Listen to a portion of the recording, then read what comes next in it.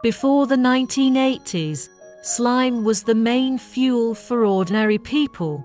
In order to facilitate storage and use, coal bricks and briquettes are generally made from coal slime mixed with a small amount of Loess. Now can also use slime ball press pressed into balls for easy use. The following we describe how to correctly operate the coal slime ball press vibrating screen.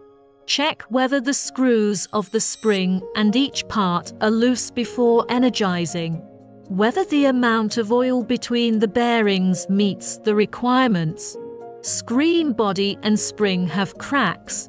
Whether the triangle belt is worn or broken. Screen mouth is clean. There is no broken net or blockage. The dust removal machine damper should be closed before starting the equipment.